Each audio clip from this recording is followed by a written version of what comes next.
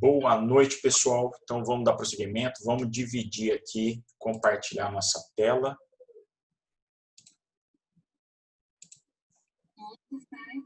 Tá aparecendo a apostila aí, né, gente?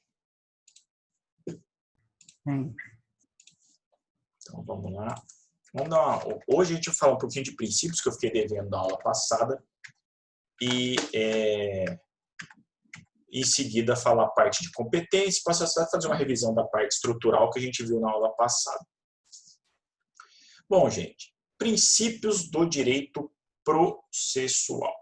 Gente, assim como em todas as outras ramos, todas as áreas do direito, inclusive o direito processual, os princípios eles são as ideias básicas de uma disciplina, ou seja, eles são a base de fundamento de todas as demais disposições dentro de uma determinada matéria. Só fechar aqui.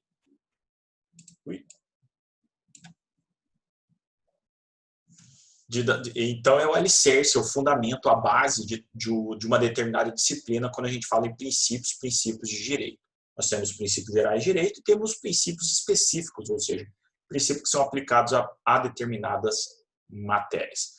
Um ponto bem importante é que, em relação ao nosso sistema ele admite o princípio, né, ele utiliza o nosso princípio até como fundamento de decisão judicial.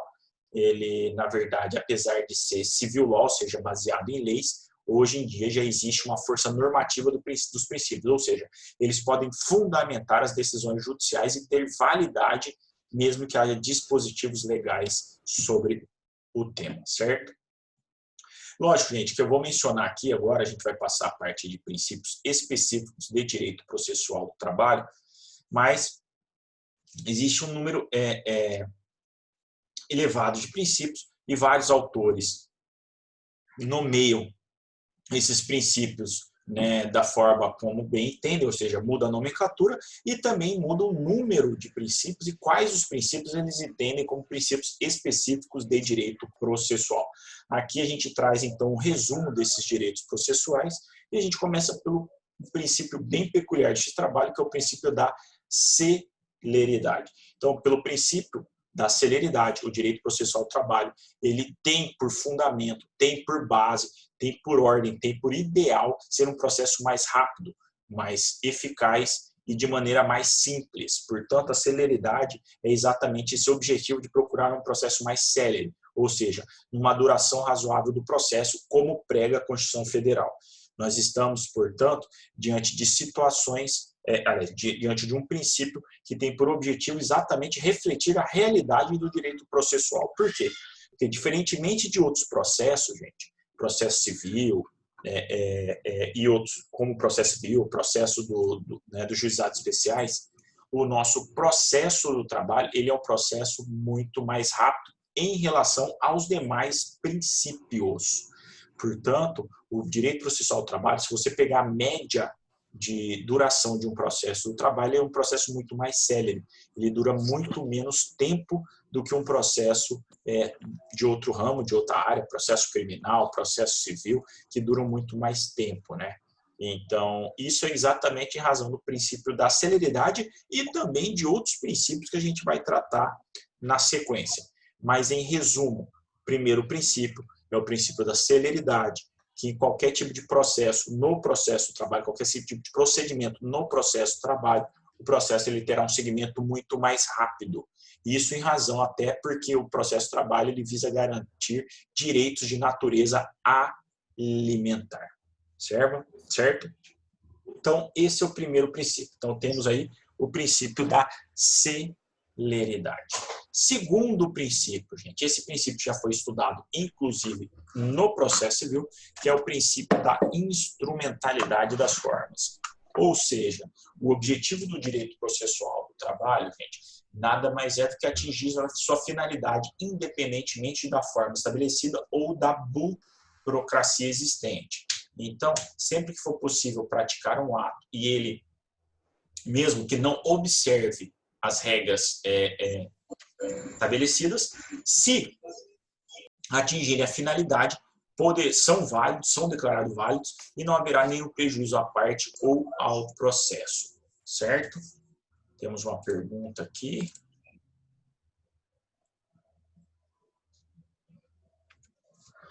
Oi, Fernanda. Então, eu passei aí o link para os líderes, né, que haverá o quê? A disposição de dois links diferentes a pedido da coordenação. Então, previdenciário no link de previdenciário, processo de trabalho no link de processo de trabalho. Esse material que está aqui vai ser disponibilizado lá, tá? No Classroom. Eu ainda não disponibilizei, mas eu vou disponibilizar lá para vocês acompanharem, tá bom? Por enquanto, nessa aula aqui ainda vai ser através do compartilhamento de tela. Seguindo, gente. Dando prosseguimento, a gente está falando de instrumentalidade das formas. Então, sempre que o ato for realizado, ele deve ser aproveitado independentemente da forma estabelecida. Portanto, se houver apenas algum erro, algum vício que não venha contaminar todo o processo, o ato ele é considerado como válido. Por isso que o princípio da instrumentalidade das formas, inclusive, é conhecido como princípio da finalidade. Portanto, o conteúdo, né, do processo ele é mais importante do que a forma. Por isso, a eficácia, a concessão aí dessa proteção e da não burocratização do direito processual trabalhista. E também isso aí vai gerar, como eu tinha dito, um processo um pouco mais célere, certo? Não havendo, portanto, um prestígio aí às formas pré-estabelecidas. Então, para dar um exemplo, gente, se a gente não conseguir, né, a gente faz uma citação. Só que essa citação não é feita no processo de trabalho, mas se você conseguir atingir a finalidade de comunicar a parte e ela aparecer na audiência de conciliação, maravilha. Não haverá necessidade de a realização de uma nova citação em razão do empregador, por exemplo, ter comparecido a uma audiência pré-agendada, ainda que não houvesse a confirmação da sua notificação. Portanto, ele compareceu, atingiu a finalidade que era trazer o empregador para o processo, atingiu. Portanto, esse ato ele é considerado como válido, sem a necessidade do exercício novamente ou da repetição do ato processual, certo? Outra coisa bem interessante do processo de trabalho é que existe o quê? O princípio da maior concentração dos atos processuais. Ou seja, os atos processuais em processo de trabalho, em sua grande maioria, serão realizados em audiências trabalhistas. Ou seja, a gente pode mencionar ainda, né, como outro princípio, dois princípios que andam juntos aqui. Princípio da concentração dos atos processuais e princípio da oralidade. Por quê? Porque no processo de trabalho, os atos, a maioria dos atos são realizados em audiência trabalhista. E outro, a audiência normalmente ela é o quê? Feita de maneira oral. Então existe o quê? O princípio da concentração dos atos processuais, ou seja, a maior realização do maior número de atos dentro do mesmo ato, ou seja, dentro da audiência processual, e existe ainda a possibilidade dos atos serem realizados de maneira oral, ou seja, a maioria dos atos se conversa com a parte contrária, vem a conversar com o magistrado, faz perguntas referentes às partes, faz perguntas destinadas às testemunhas. O próximo princípio da proteção. E eu pus aqui gratuidade. Por quê? Porque existe no princípio lá de direito do trabalho que a gente já estudou, o princípio da proteção, que é aquele subdividido em princípio da norma mais favorável, o princípio da condição mais benéfica e do indúbio pró-operário ou pró-mísero. Esses princípios, lá em direito do trabalho, visam no que? Equilibrar a relação entre empregado e empregador. No entanto, gente, quando a gente fala do princípio da proteção, quando a gente fala de processo do trabalho, ele não é de maneira exacerbada como existe lá em processo do trabalho. Por quê? Porque em processo, em tese, as partes se encontram no mesmo patamar. Apesar de, ainda assim, em processo de trabalho, existirem algumas normatizações ou súmulas que têm garantido aí uma proteção maior ao trabalhador, ou seja, ao reclamante. No entanto, via de regra, quando se fala de direito processual do trabalho, existe o que se chama de paridade de armas, ou seja, as partes devem ter as mesmas oportunidades e direitos em âmbito de direito processual. No entanto, essa presunção que existe em direito do trabalho, ela não é aplicada de maneira absoluta em processo do trabalho. Por isso que existe o quê? Na Justiça do Trabalho existe essa questão do regramento em razão da paridade de armas. No entanto, como eu disse, existem algumas medidas, algumas leis e alguns artigos da CLT que garantem o quê? Uma proteção maior ao trabalhador. Vamos dar um exemplo. Eu mencionei aqui em cima, ó, gratuidade, né? Para você conseguir justiça gratuita quando se refere a empregado, é uma situação muito mais simples. Muitas vezes basta uma declaração por parte do trabalhador durante o processo do trabalho para que o juiz conceda a favor dele a justiça gratuita, razão pela qual não vai ter que pagar mais nenhuma custa em caso de não obter êxito na sua ação judicial. Já na justiça, já para o empregador, a concessão dos benefícios da justiça gratuita ou da gratuidade da justiça são muito mais difíceis de ser alcançados, ou seja, os requisitos são maiores. Não basta uma declaração, tem que haver uma comprovação específica, uma comprovação real de que a empresa encontra-se em estado de necessidade, em estado de dificuldade financeira, através do quê? Através de análises contábeis, através de recuperação judicial, através de processos de falência, através de documentos que comprovem que a empresa fechou ou está fechada. Tudo isso aí deve estar devidamente comprovado para que haja a possibilidade de concessão da justiça gratuita às empresas. No entanto, como eu disse, é uma prova muito mais difícil do que em relação ao trabalhador, certo? Professor, existem várias outras normatizações, gente. Vou mencionar mais um exemplo de diferença no processo entre o tratamento dado à empresa e ao empregado. Um exemplo, se o juiz ele vai marcar uma audiência inicial e vai marcar uma data X. Então, digamos que marcasse hoje, dia 26/8, a audiência. Beleza, marcou a audiência. Empregado e empregador, eles devem comparecer à audiência, certo? Caso de falta, o tratamento dado às partes é diferente. Se houver a falta do empregado, haverá o quê? O arquivamento do processo e esse empregado pode novamente depois ajuizar a ação contra o empregador. No entanto, se a falta à audiência de conciliação marcada for do empregador, aí essa falta vai resultar numa revelia e declaração de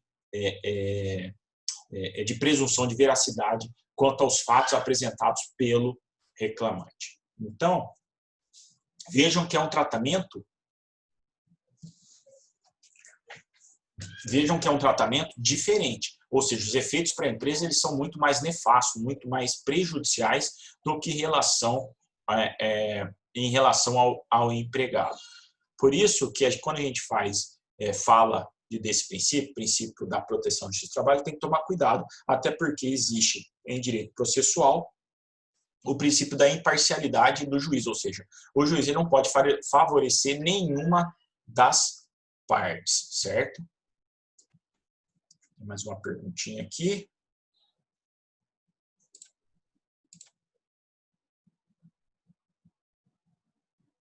Tá. Deixa eu desligar, então. Vamos desligar o microfone que está atrapalhando. Deixa eu ver aqui.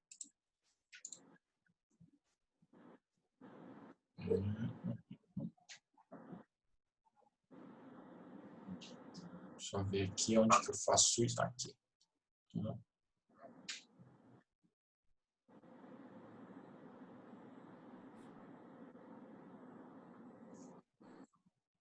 Pronto, desabilitei. Vamos ver se tem mais alguém. Se tiver ainda alguém aberto, vocês me avisam que eu fecho, tá? Seguindo, gente.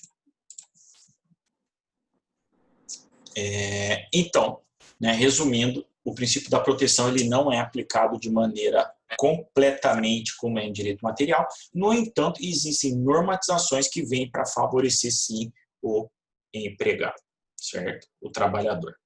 Como a gente mencionou em 2 exemplos, aí, como a justiça gratuita e o comparecimento em audiência. Próximo, princípio? Princípio da imediação ou imediatidade. O que é isso, professor? O juiz, ele colhe a prova e ele inquire a testemunha. Ou seja, a produção probatória, como a gente viu ali no princípio da concentração dos atos, ela é feita de maneira imediata. O juiz colhe a prova, inquire a testemunha. Por quê? Porque o juiz, no direito processual do trabalho, ele é o quê? Ele é o diretor do processo. E como tal, ele que vai, ao analisar o conflito trabalhista, apreciar as provas que estão sendo feitas. E normalmente isso é feito o quê? Através do contato direto do juiz com as partes, com as testemunhas, certo? Aqui tem alguém dando.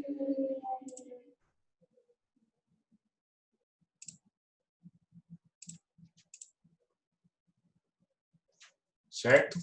Então, o princípio da imediação ou imediatidade é que o juiz, como diretor do processo... Professor, Oi? tem bastante gente com áudio aberto, o Pois é, eu Josué, tentei Camila, fechar aqui. Natália. Peraí, deixa eu fechar aqui. Deixa eu entrar aqui de novo.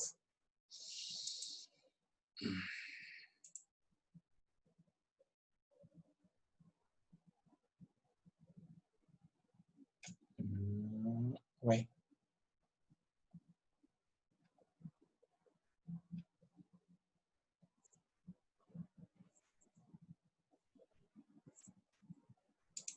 Aqui, som.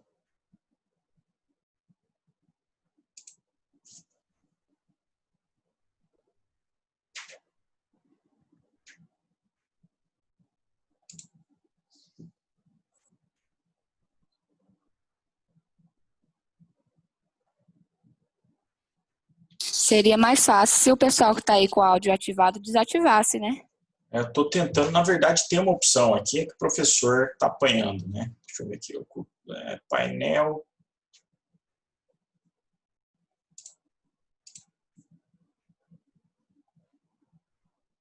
A Natália e Camila, faz a gentileza para a gente. Fecha o áudio aí, por favor.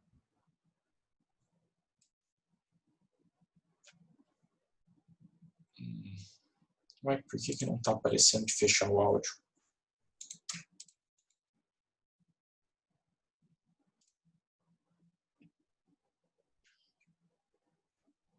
Bom, mais alguém? Deixa eu ver aqui. Não estou conseguindo dar a ordem para desativar todo mundo. Mas eu acho que agora foi, né? Voltando, gente. Então, existe o princípio da imediação, que é a participação direta do juiz na condução do processo e, por consequente, também da audiência. Então, é ele que vai colher as provas, inquirir testemunhas e, portanto, é ele que preside todas as audiências. Isso, essa participação, essa presidência do juiz, que é o conhecido como princípio da imediação ou imediatidade, certo? O próximo princípio, gente, princípio do dispositivo. Esse é um princípio de direito processual que também é aplicado em processo de trabalho. Ou seja, o juiz ele é inerte. O processo do trabalho ele depende da provocação da parte, ou seja, o trabalhador que se sentir ofendido, ele tem que acionar o Poder Judiciário. Não haverá o quê? A possibilidade, portanto, do juiz iniciar uma reclamação trabalhista ou um processo do trabalho trabalhista, certo? Próximo princípio, esse é bem interessante, jurisdição normativa.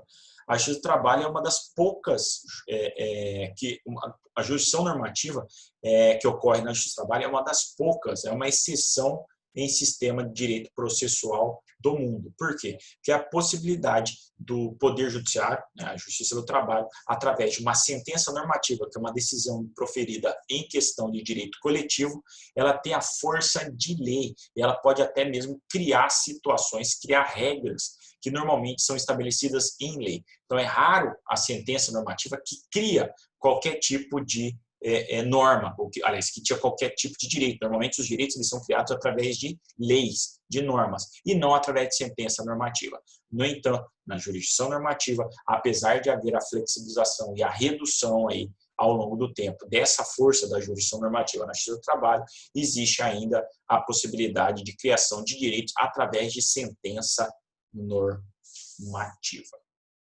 Próximo princípio, gente. Princípio da despersonalização do empregador E o próximo, o princípio da simplificação procedimental. O que é esse princípio da despersonalização do empregador? Né? O que acontece? Via de regra, a gente tem a dicotomia e a separação da pessoa física e da pessoa jurídica, certo? Quem levantou a mão? Amanda, pode falar, Amanda. Abre o áudio e pode falar. Ou quiser mandar pergunta no chat, fica à vontade.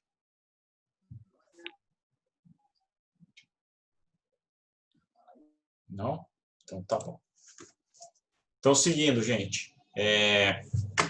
Como eu estava dizendo para vocês, o princípio da despersonalização do empregador nada mais é que a possibilidade que os efeitos da decisão, o efeito de uma decisão transitada e julgada, ela venha atingir outra parte que não participou do processo de conhecimento.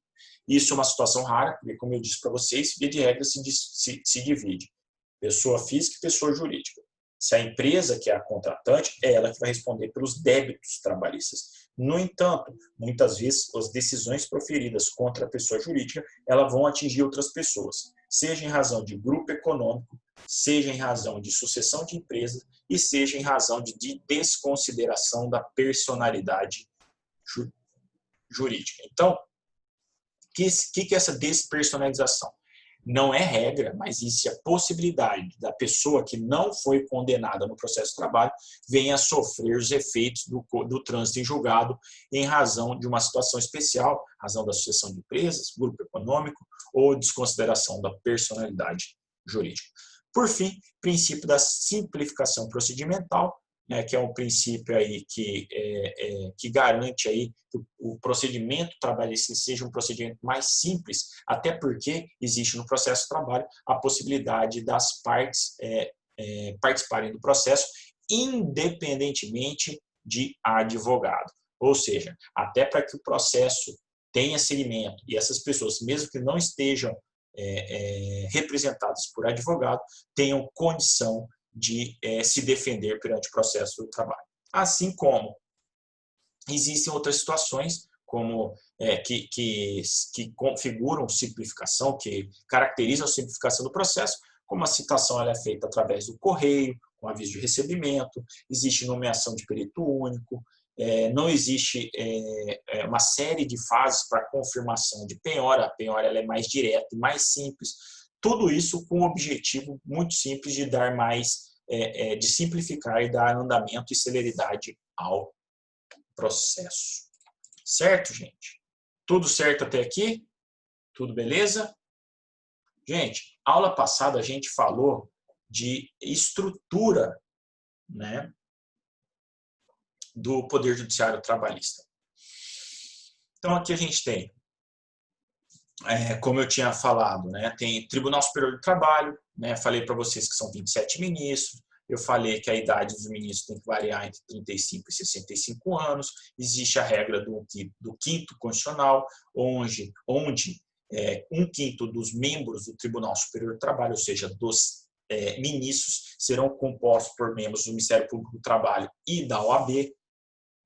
Normalmente, a OAB e o Ministério Público fazem uma indicação através de uma lista sextupla, e essa lista sextupla, depois ela é diminuída pelo TST para uma lista tríplice, depois enviada para o presidente, que escolhe o nome após a aprovação do Senado, com a aprovação posterior do Senado Federal. Então, digamos aí, eu sou advogado trabalhista, estou querendo concorrer lá a uma vaga de ministro do TST. A OAB, né, seccional, não seccional Mato Grosso, mas OAB nacional, né, da federação, faz uma indicação de 6 nomes. O TST seleciona 3, manda para o presidente escolhe um e depois confirma essa decisão no Senado, certo? Falamos do funcionamento do TST, ou seja, da subdivisão. Nós falamos o quê? Nós falamos aí que, normalmente, o TST ele se divide em órgão, né? Sessão plena, órgão especial, sessão de dissídios coletivos, ou conhecida como SDC, sessão de dissídios individuais, ou conhecido como sessão direitos individuais 1, e sessão de dissídios individuais 2. Além disso, existem turmas, né, que eu mencionei, que são compostas por 3 ministros. Né? Como é que é? A sessão de dissídios coletivos é composta de 9 ministros, a sessão de dissídios individuais é composta por 9 ministros e funciona com 5, assim como o SDC, e a sessão de dissídios individuais 2 é composta por 11 ministros. Acabei de mencionar o órgão especial. O órgão especial é a possibilidade da, né, da criação aí, quando houver um número aí, X de ministros para determinados assuntos específicos na resolução interna, ou seja, no regimento interno do TST. Tem, então, o Tribunal Pleno, que eu mencionei antes, sessão de dissídios coletivos. Só para diferenciar a sessão de dissídios individuais 1 e sessão de dissídios individuais 2, é que a sessão de dissídios individuais 1, normalmente ela tem análise de questões de natureza individual. E normalmente julga embargos de divergência, embargos infringentes, decisões de relatores e embargos. Enquanto a sessão de dissídios individuais 2 julga originalmente questões de natureza, né, que ultrapasse o interesse de uma pessoa, mas que seja de natureza especial, tal como ações decisórias e decisões de mandato de segurança, decisões contrárias de turno. Certo? Mencionamos aí os tribunais regionais do trabalho, né? Falamos aí que eles são compostos por, no mínimo, 7 desembargadores, com idade de 30 a 65 anos, e também aplica-se a regra do quinto, com membros de advogados e do Ministério Público do Trabalho. Os TRTs nacionais, normalmente, eles trabalham com 8, 27 ou 64 membros, certo? Então, normalmente, essa é a composição do número de desembargadores junto aos tribunais regionais do trabalho. No entanto, pode haver disposição diferente? Pode. Isso aqui é o que normalmente a gente verifica junto aos tribunais regionais do trabalho, certo?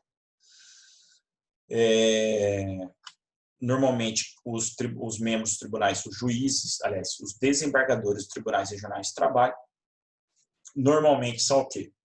Normalmente, eles são membros de carreira, juízes do trabalho que vieram, né, da carreira, que foram promovidos depois de trabalharem longo tempo aí como juiz, e a outra é através da indicação como MPT ou membro da OAB, certo?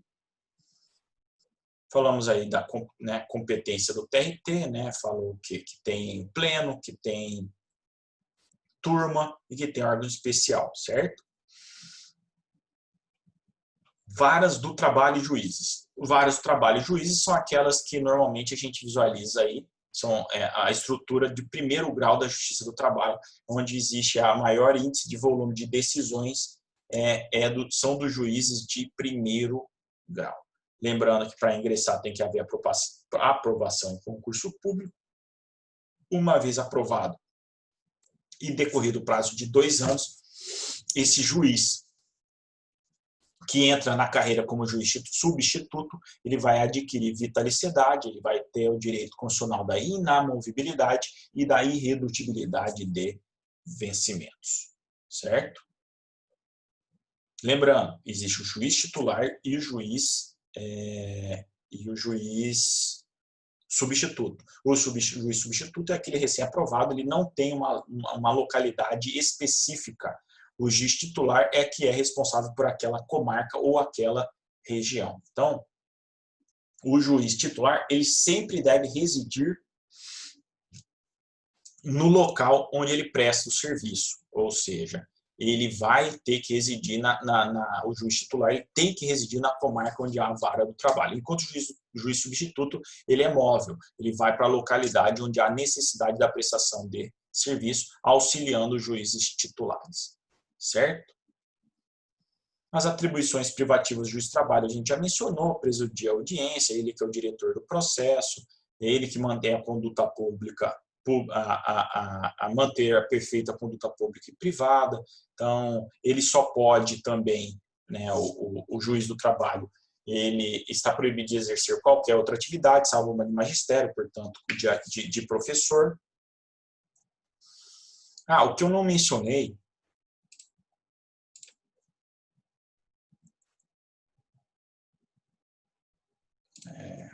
Aqui. Seguindo, gente. E o Ministério Público do Trabalho, professor? Qual que é a finalidade?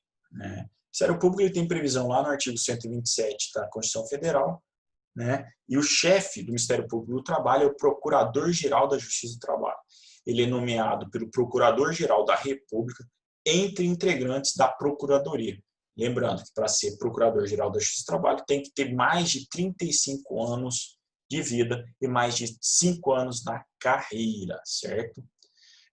O Ministério Público do Trabalho nada mais é do que um sub-ramo, ou seja, uma espécie, uma ramificação do Ministério Público da União, ao lado do Ministério Público Federal, ao lado do Ministério Público Militar, ao lado do Ministério Público do Distrito Federal e Territórios. Então, o Ministério Público da União se divide em 4 ministérios públicos: Ministério Público Federal, Ministério Público Militar, Ministério Público do Distrito Federal e Territórios e Ministério Público do Trabalho.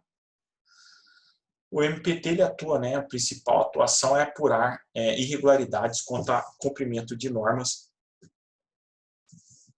Então, ele é responsável pela denúncia e cobrança do cumprimento de normas por parte normalmente das empresas, certo? Normalmente, a área de maior atuação do Ministério Público do Trabalho, gente, normalmente em casos de trabalho escravo e trabalho infantil. Normalmente, esses são os principais pontos de atuação do Ministério Público do Trabalho, não necessariamente apenas esses, certo? Por quê? Porque existe a participação do Ministério Público em outras análises. Vou dar um exemplo. Há um tempinho atrás,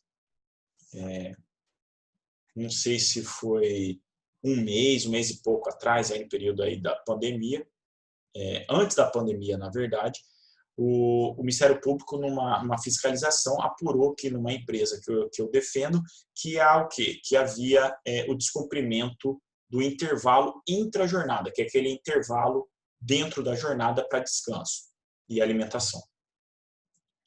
Houve o quê? Primeiro uma autuação, maravilha, foi registrado um TAC, um termo de ajustamento de conduta, onde a empresa se comprometia a não mais desrespeitar esse direito. O que acontece? A empresa, depois de passado um tempo, o Ministério Público voltou à empresa e constatou que ainda estava irregular a concessão do intervalo. Alguns recebiam, outros não. Não havia o respeito do intervalo, um descanso de 1 hora para os trabalhadores dessa empresa. O Ministério Público autuou, a empresa e chamou essa empresa para prestar esclarecimentos. E aí você vai, não à Justiça do Trabalho, mas você vai até a sede do Ministério Público do Trabalho, apresenta as suas razões, a sua linha de defesa, e depois há o que, entre aspas, como se fosse uma audiência com o Procurador do Trabalho, onde há a possibilidade de discussão com ele sobre o que houve de errado ou alguma falta cometida pela empresa. No caso, havia reincidência por parte dessa empresa e a não concessão dos intervalos. O que acontece? A gente argumentou com o Ministério Público, com o MPT, eles estavam aí propensos a aplicar uma multa de R$90 mil, de 90 mil a 100 mil reais, e aí a gente ainda conversou, informou que não haveria mais descumprimento por parte da empresa se houvesse a possibilidade de um acordo extrajudicial entre a empresa e o Ministério Público do Trabalho. E dito e feito, ou seja, houve estabelecimento desse acordo extrajudicial, e aí a empresa vai pagar, na verdade, R$30 mil, pela multa. Ela não vai mais pagar os 90 que seriam de multa, ou seja, vai ter que pagar os 30 mil em razão do acordo pré-estabelecido nesse momento, e se compromete a não mais desrespeitar o TAC que ela assumiu, ou seja, o termo de ajustamento de conduta, para não infringir e não deixar de conceder o intervalo. Isso aconteceu, gente, lá por março, fevereiro, um pouco antes da pandemia. Depois, com a pandemia, a gente até... como é que acontece, O Ministério Público ele fez esse ajuste, ele vai fazer o quê? O pedido de homologação perante o Poder Judiciário, ou seja, perante um magistrado, por um juiz. Então, quando chegou o momento, o Ministério Público acionou o Poder Judiciário para tentar homologar esse acordo de R$30 mil dividido em 8 parcelas. O que aconteceu? Nós concordamos que houve a homologação, mas pedimos, em razão da pandemia, que houvesse o fracionamento e a postergação desse valor. Resumindo, para não estender mais, houve o quê? Houve o juiz, né, juntamente com o MPT, após a nossa insistência, através de 2 ou 3 petições, houve a suspensão da cobrança dos valores dos R$30 mil, né, em 8 parcelas, ou seja, jogou-se para outubro desse ano o pagamento da primeira parcela e ainda conseguimos o fracionamento aí, que estava em 8 para 16, ou seja, eles iam pagar parcelas de R$ 1.875 no prazo de 16 meses. Mas isso aí não tem relação com a atividade do MPT, mas é só para mostrar para vocês a atuação do Ministério Público, seja em âmbito extrajudicial, seja em âmbito judicial, certo? Vamos lá, tem uma perguntinha.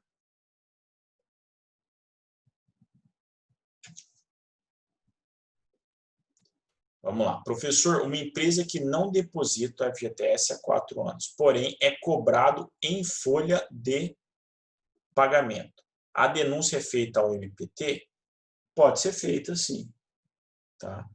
Dirlene, pode ser feita ao MPT para eles fazerem uma investigação sobre esses, né, se é uma praxe da empresa ou se é um fato isolado, certo?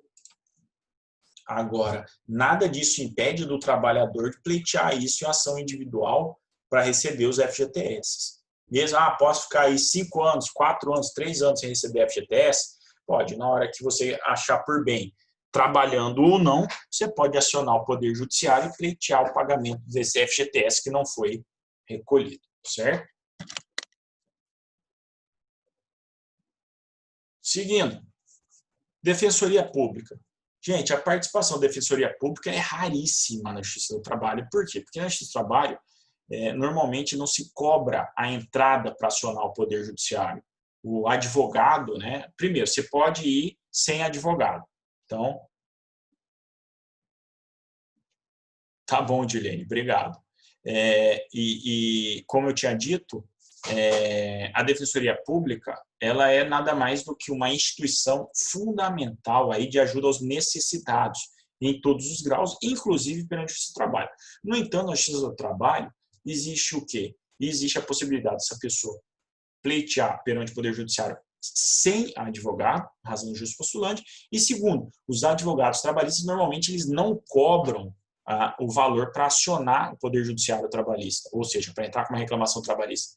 Normalmente, eles trabalham com um contrato ad êxito, ou seja, com base no valor recebido em razão da reclamação trabalhista, haverá aplicação de uma porcentagem. Hoje, normalmente, variando entre 30% e 40%. Na minha época, os honorários normalmente eram fixados sobre 20%. Hoje em dia, o mínimo aí que se tem visto na prática é 30% e alguns escritórios e advogados cobrando 40% até 40% para uma reclamação trabalhista. Então, dificilmente há participação da Defensoria Pública. A Advocacia Geral ou a Advocacia da União, o que acontece?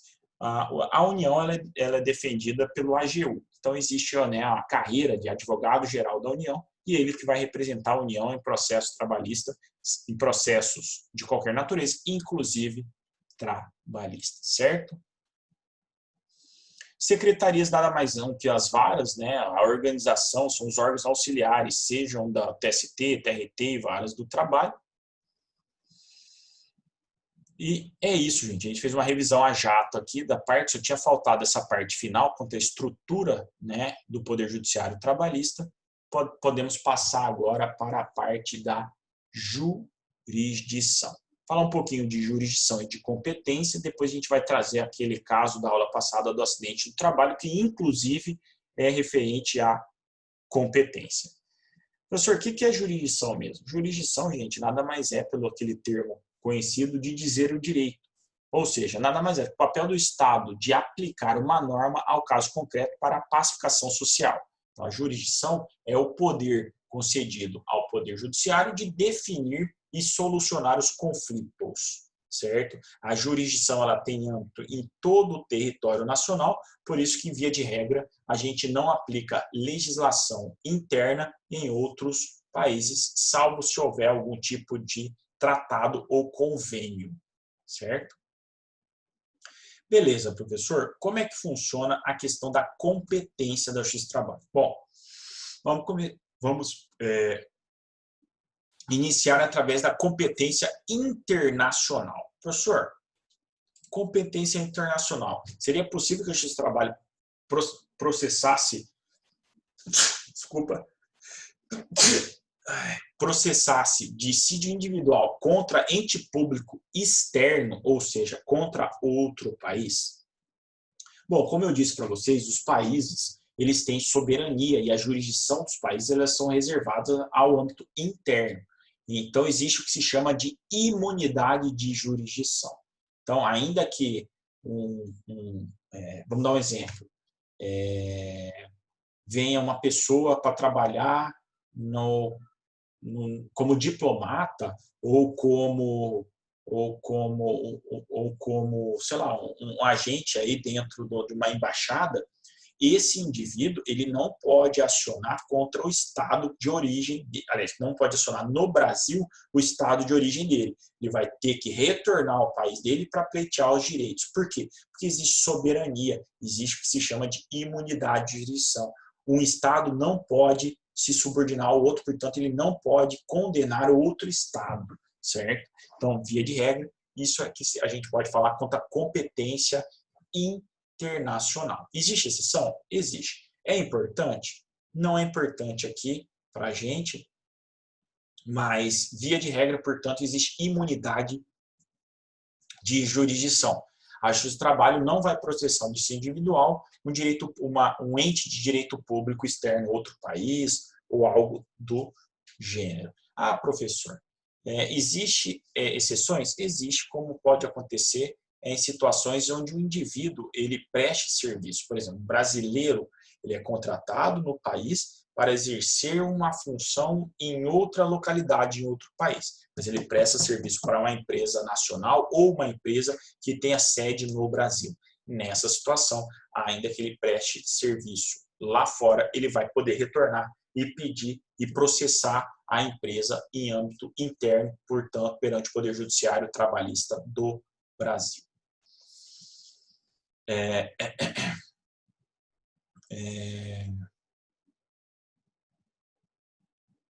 A alteração trazida. Eu falei que existe a imunidade, mas a imunidade ela também não atinge as causas referentes a trabalhadores nacionais com prestação de serviço em âmbito interno. Eu falei que existe a imunidade do indivíduo que vem de fora, trabalha para uma embaixada, trabalha para um consulado e ele queira pleitear direitos trabalhistas. Ele vai ter que pleitear no país de origem. Agora, se a embaixada contrata aí uma faxineira, se a prestação de serviço é no Brasil, tem que ser aplicada à jurisdição brasileira, às normatizações do Brasil. E nessa circunstância, não haverá imunidade de jurisdição, que é exatamente esse trecho aqui que está grifado para vocês. Certo? Outro ponto importante, esse aqui caiu na prova da ordem recentemente. Competência para executar contribuições previdenciárias. Gente, a Justiça do Trabalho pode executar contribuições previdenciárias? Não e sim. Por que não e sim? Via de regra, ela não tem competência para cobrar contribuições previdenciárias, salvo sobre as decisões judiciais que ela vir a proferir. Então, digamos aí, vocês entram com uma ação, uma reclamação trabalhista, pedindo férias, 13º, e falando que não houve recolhimento de INSS, ou que não houve, por exemplo, as verbas que foram concedidas, reflexos, direitos, né, referentes que deveriam ser descontados do INSS, não houve. Nessa situação, a Justiça do Trabalho não pode ser, por exemplo, a empresa nunca me pagou INSS, ela me paga tudo, mas não me paga INSS. Posso entrar no Justiça do Trabalho para executar ou cobrar contribuições previdenciárias? Não. Aí você tem que entrar na Justiça Federal. Agora, se em razão de direitos trabalhistas concedidos houver a concessão do INSS, ou seja, houver reflexo para garantia de direitos de contribuições previdenciárias, aí sim há a possibilidade de cobrança perante a Justiça do Trabalho. Vou até pegar aqui uma um cálculo depois para vocês, para mostrar o cálculo onde existe lá verbas discriminadas e o INSS. Ou seja, há possibilidade sim de cobrança perante a Justiça do Trabalho. No entanto, é referente apenas às contribuições sociais decorrentes das sentenças trabalhistas proferidas nas varas do trabalho. Ou seja, em razão de um direito concedido, se houver a concessão reflexamente, houver a necessidade de recolhimento do INSS, haverá sim essa possibilidade perante a Justiça do Trabalho, certo?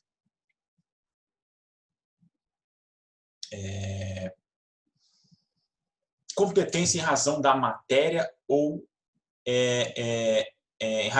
ou ex ratione matéria, né? Houve uma alteração, gente. Na época que eu estudei, para vocês terem uma ideia, a Justiça do Trabalho ela tinha competência exclusiva para matérias referentes a empregado e empregadora, apenas para a relação de emprego. No entanto, com a emenda 45 de 2004, houve o quê? Exatamente o alargamento da competência da Justiça do Trabalho para julgar assuntos relacionados à relação de trabalho, ou seja, ampliou um tema que era exclusivamente de relação de emprego para analisar também questões de relação de trabalho, certo? Ah, professor, mas o que é relação de trabalho? Relação de trabalho, gente, uma relação que é o gênero do qual relação de emprego é uma espécie. Então, relação de trabalho é o globo e relação de emprego é uma das hipóteses de relação de trabalho, certo? Então, vou dar um exemplo. Uma relação de trabalho, né, relação de trabalho um vínculo que ocorre prestação pessoal de serviço em proveito de outro, por pessoa física ou jurídica que a remunere. Então, isso é uma relação de trabalho, ou seja, isso é maneira genérica. Relação de emprego, nós estudamos semestre passado. Tem que ser praticado por pessoa física, com pessoalidade, habitualidade, onerosidade e subordinação. Aí você está diante de uma relação de emprego que também é competência da Justiça do Trabalho. Né? Não é toda forma de prestação de serviço, normalmente, que vai ser avaliado pela Justiça do Trabalho.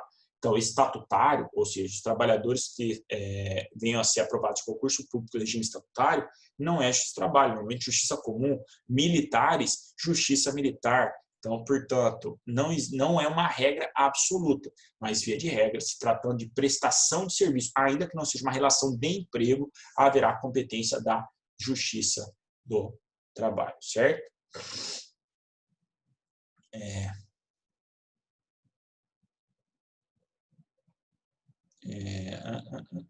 Aí, ó, por exemplo. Então, competência do trabalho abarca os informais, os trabalhadores autônomos, os eventuais, os temporários, os pequenos artesãos, os mecânicos, pintores, encanadores, eletricistas, os cooperados, empreiteiros e estagiários. Portanto, esses indivíduos, ainda que não tenham uma relação de emprego típica, eles podem procurar a Justiça do Trabalho para receber. Então, digamos aí, pintor não recebeu. Ele quer entrar com uma ação contra o contratante. Pode? Pode. Ele tem uma empresa, a empresa contratou ele para pintar lá durante um mês a empresa toda. Ele não recebeu. Pode entrar na Justiça do Trabalho? Pode. Se é decorrente da relação de trabalho, ele pode sim procurar a Justiça do Trabalho. É exatamente aí que entra o exemplo do acidente do trabalho que a gente visualizou, que a gente mencionou aula passada, certo? Deixa eu ver se eu passo para frente ou a gente já vai direto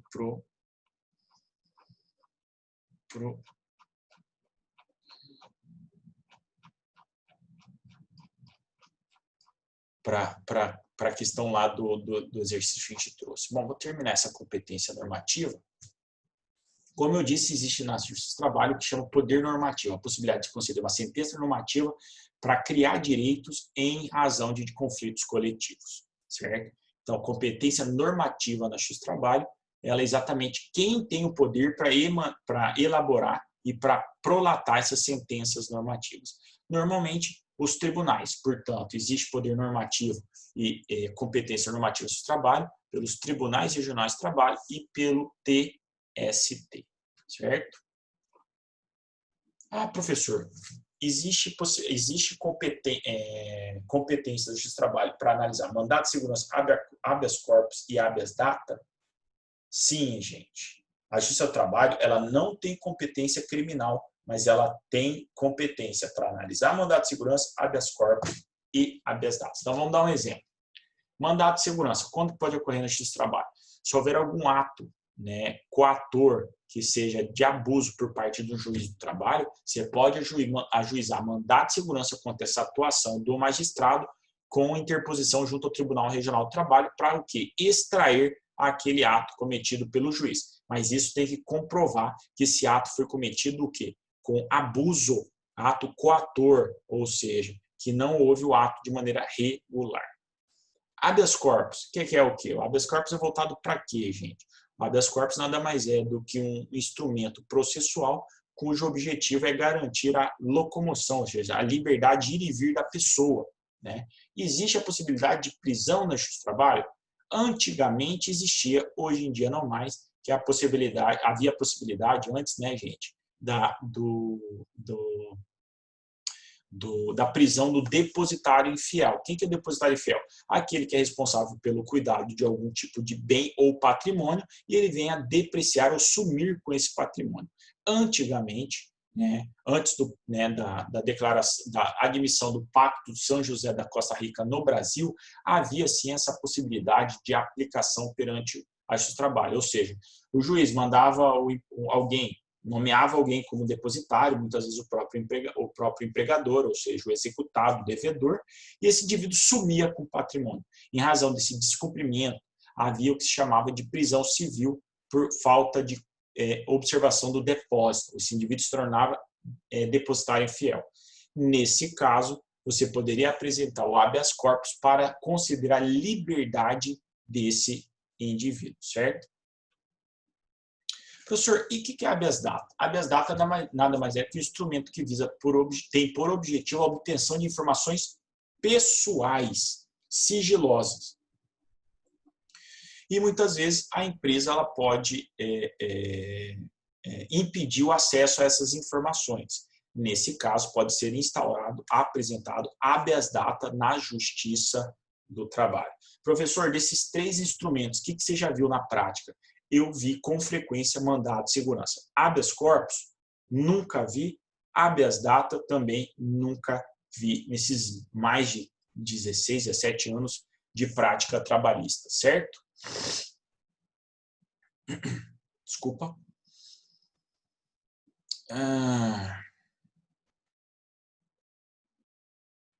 Pode ter ação possessória na Justiça do Trabalho? Pode, gente. Ter ação possessória também na Justiça do Trabalho, tá? Quando houver aí situações de invasão de terra por trabalhadores, situações excepcionalíssimas, mas há a possibilidade. Há a competência também do Justiça do Trabalho para análise para situações decorrentes de greve, há a competência do trabalho para análise de processos sindicais, conflito entre sindicatos e trabalhadores. Também é da competência da Justiça do Trabalho a análise de multas e penalidades administrativas aplicadas aí pela fiscalização do trabalho, como auditor fiscal pelo Ministério do Trabalho, que agora é o Ministério da Economia, setor do trabalho, e também para outras penalidades de natureza administrativa. Certo?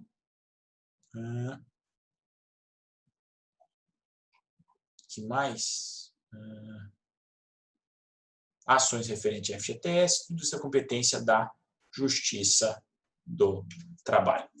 Vou parar aqui na competência em razão da pessoa, mas antes disso vamos ver aquelas questões que eu trouxe para a aula de hoje, do que a gente abordou, a parte teórica, vamos levar para a parte prática. Vou dar uma olhadinha aqui. Gente, dúvidas? Pode perguntar até aqui, tá, gente? Está indo muito rápido a aula? Vocês acharam que foi muita informação muito rápido? Deixa eu ver aqui. Não foi rápido, não. Tá beleza, Rodolfo. Tranquilo. Tá ótimo. Vou interromper aqui.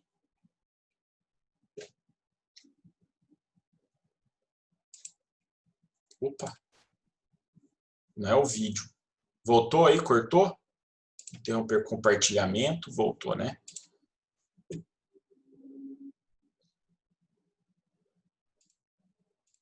Vamos compartilhar outro aqui.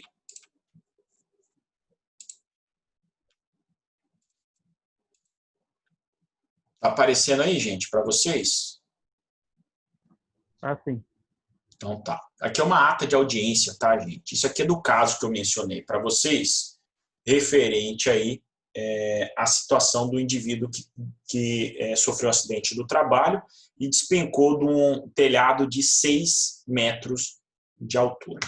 Né? Se eu pudesse, eu compartilhava com vocês aqui uma parte da perícia, mas é porque a perícia lá tem a parte do acidente do trabalho, então não dá para eu passar aqui sem o risco de passar alguma cena do rapaz morto, né? Então não é esse o objetivo aqui, não é ver, né, ninguém, né, numa situação dessa, nem é bonito de se ver e nem é ético do professor passar isso. Então eu não posso mostrar essa perícia técnica, mas a gente pode trazer a ata para demonstrar a resolução desse processo. Então o que aconteceu?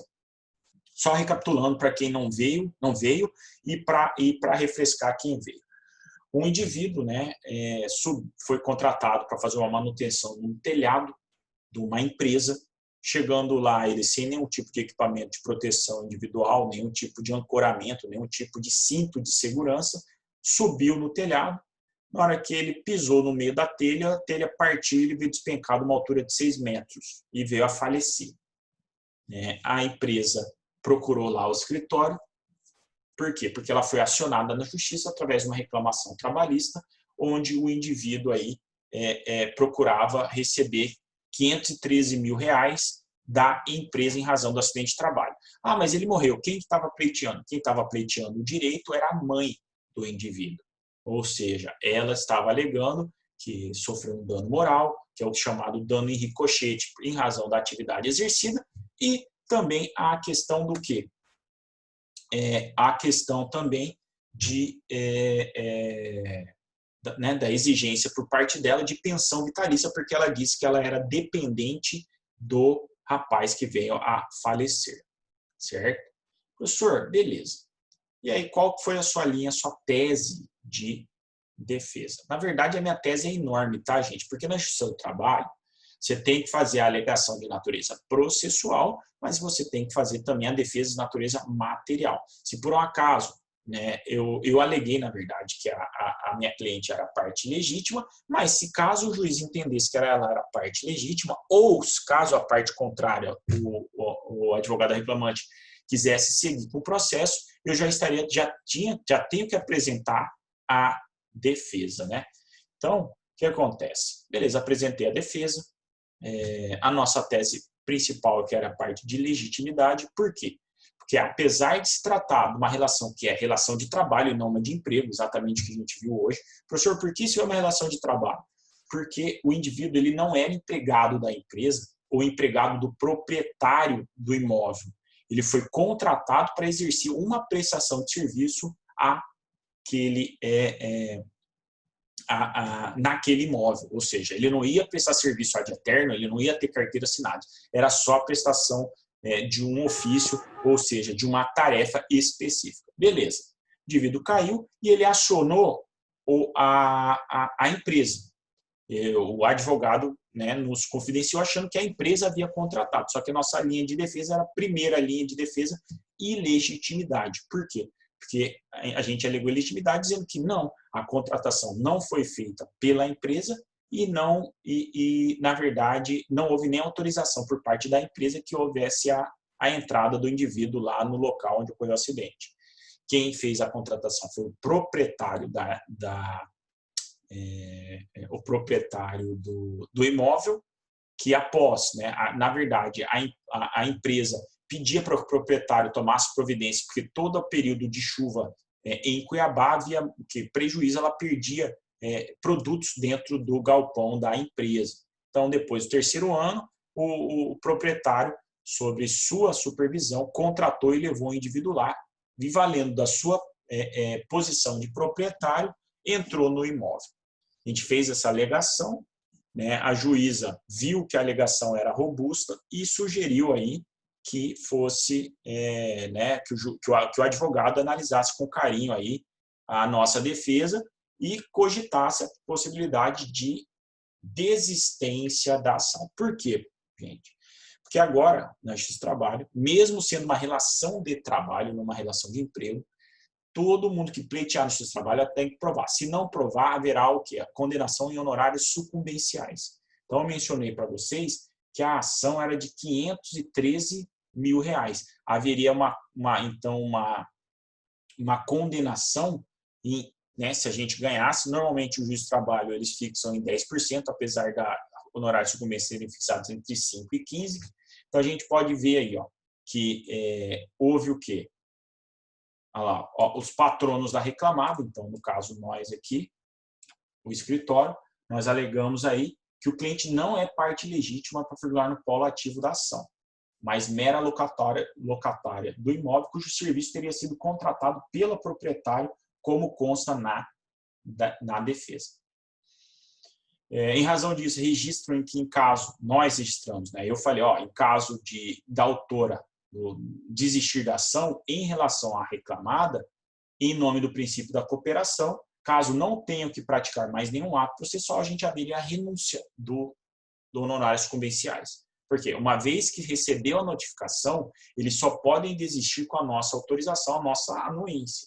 Ou seja, se eu falo não, eu não abro mão dos honorários, o processo, o advogado ia tentar provar a culpa da minha cliente, e se na eventualidade de eu conseguir afastar a responsabilidade da minha cliente, por qualquer motivo que seja, eu teria direito aos honorários sucumbenciais, e aí em torno, né, acredito eu, se fosse 10%, R$51 mil.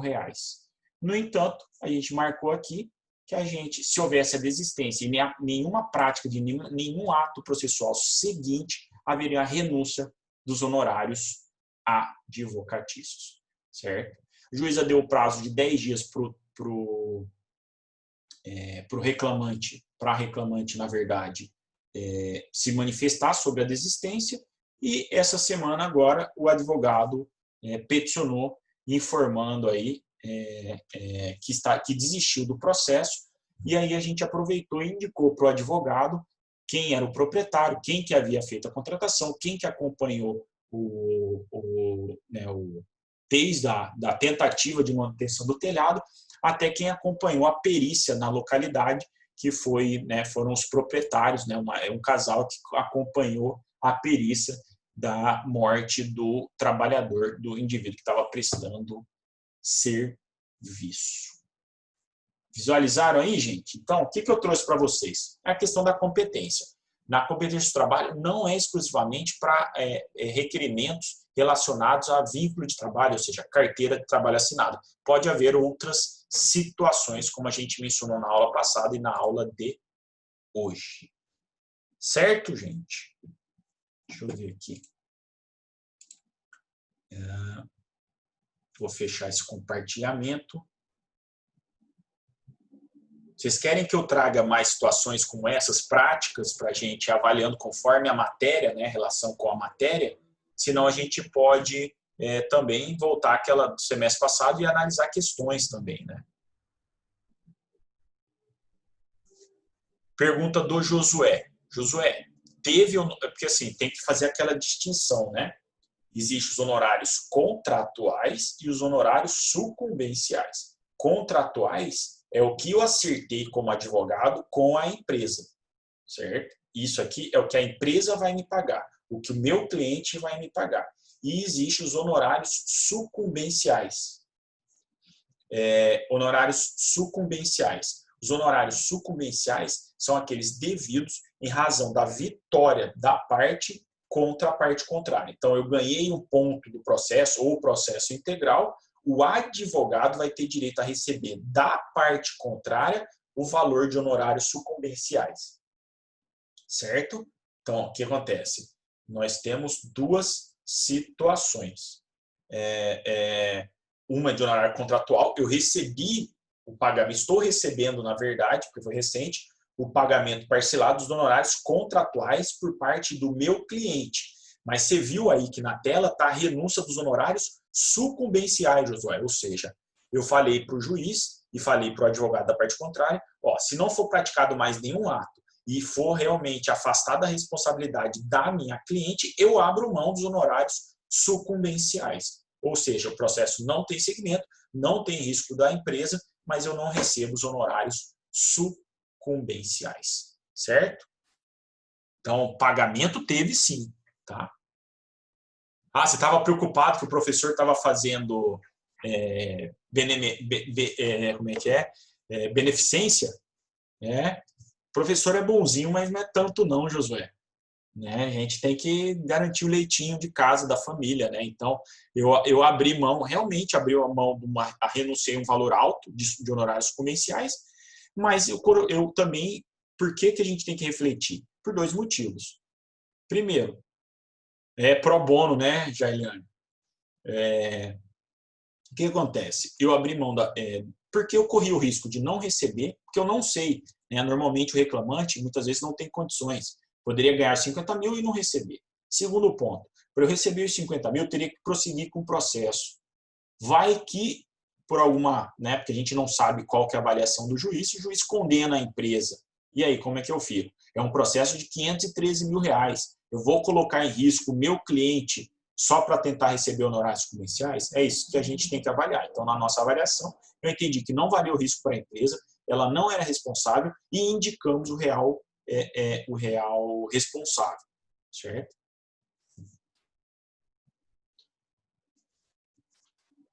Sim, Cristiano, deixa eu ver aqui mais, tem alguma pergunta antes aqui. Coração bom, né, Rodrigo? Você vê. Não, vou trazer sim casos práticos para a gente discutir, né? Vou deixar mais para o final da aula, a gente faz aquela aula prática e ao final a gente traz atas, petições, acontecimentos reais de processo, tá bom? Cristiano, pergunta do Cristiano.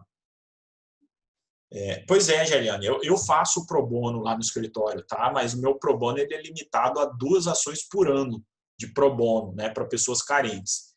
Porque, infelizmente, a gente tem que... Eu não sou rico, então eu tenho que sustentar minha família, né? Que, na verdade, é mais ou menos na verdade, são 1 por semestre eu faço de pro bono, mas que acaba sendo 2 por ano, né? Porque muitas vezes eu faço 2 no primeiro semestre, ou 2 no segundo semestre, e os processos normalmente não se encerram numa vez só, então vai acumulando alguns pro bonos ao longo do ano, porque são processos, os processos a gente sabe que não terminam com velocidade, os processos judiciais eles são lentos. Agora, a resposta do Cristiano. Se não fosse se a ação fosse contra os proprietários, teria possível êxito da mão do rapaz? Cristiano, eu acredito que agora o advogado, né, ele desistiu em relação à minha cliente, ele vai, inclusive, na petição de desistência dele, deixa eu ver se está aqui, se eu tenho ela.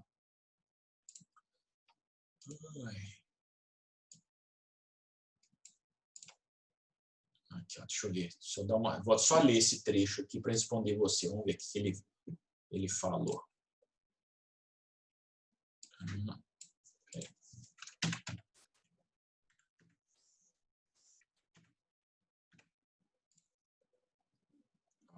Vamos ver a petição dele.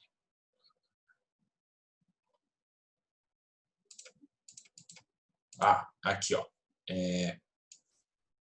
Em razão, né, da verificação do real responsável pela ação judicial, veio através dessa requerer a desistência da ação em face aí o nome da minha cliente. Certo?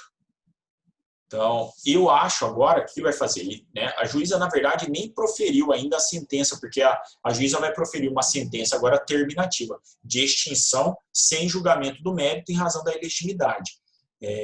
Aliás, em razão da desistência pela alegação de ilegitimidade.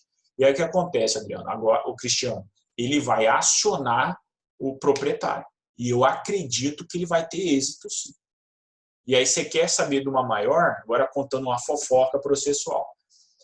Quando a gente estava fazendo a defesa, eu cheguei a entrar em contato com o advogado do proprietário para tentar uma composição, falar, né, aconteceu lá, para tentar fazer uma proposta de acordo, né, num valor que fosse, né, ponderado, para que fosse dividido entre a minha cliente e o proprietário. Só que aí o advogado falou lá em culpa em vigilando, o proprietário parou de receber nossos contatos, então eles deram uma entre aspas, João sem braço, tentaram se esquivar da responsabilidade. Só que agora o advogado da mãe do falecido, vai acioná-los com toda certeza. Até porque nós já até disponibilizamos no processo oh meu Deus, nós disponibilizamos a perícia técnica, a perícia da Politec, que em tese, que ela está bem explicadinha, favoreceu bastante a minha cliente. Entendeu? Então, é isso, gente. Certo? Vamos, né, variar aí as questões, os temas. Vamos fazer exercício também, tá, gente? Vamos trazer exercício aí, pessoal. Sei que o pessoal gosta de exercício. Trazer alguns exercícios de prova da ordem, alguns exercícios de concurso público com as matérias que a gente vai estudar. Certo? Esse período inicial, gente, como toda matéria, bastante teoria. Mas depois a gente vai começar a chegar em questões mais práticas. Até por isso eu trouxe questões, uma questão bem prática para a gente ver na prática como é que funciona. Certo? Vou trazer também, gente, não pensem que, professor, você está trazendo só casos que se deu bem. Não, vou trazer processo também de professor onde teve clientes onde houve condenação também, tá, gente? Eu trato com a realidade. Né? Eu tenho clientes onde é igual criminal. Muitas vezes no criminal você não consegue inocentar, mas você consegue aí desqualificar, minorar a pena. Em processo, trabalho funciona da mesma forma. Nesse caso, eu consegui uma vitória muito grande, mas existem casos onde a condenação vem, igual do MPT que eu mencionei para vocês, vou até trazer a aula que vem. Havia multa, não tem como salvar, tem que pagar, tem que pagar. O que a gente fez foi só negociar para aplicar um valor menor. Certo, gente? Mais alguma pergunta? Ou podemos encerrar por hoje? Bem legal, hein, gente? 42 participantes aqui hoje. Gostei de ver aí pela presença de vocês, hein? Gostei mesmo. Feliz aí que o pessoal venha participar. Gente, valeu, muito obrigado. Duplo joia para vocês. Boa semana e até sexta-feira. Certo? O Fernando tá cheio dos símbolos ali. Falou, professor. Valeu, gente. Valeu, Paulo. Um abração. Boa noite. Valeu, Adriano. Obrigado. Valeu, Dirlene. Falou, Alan. Abraço. Valeu, Mainara.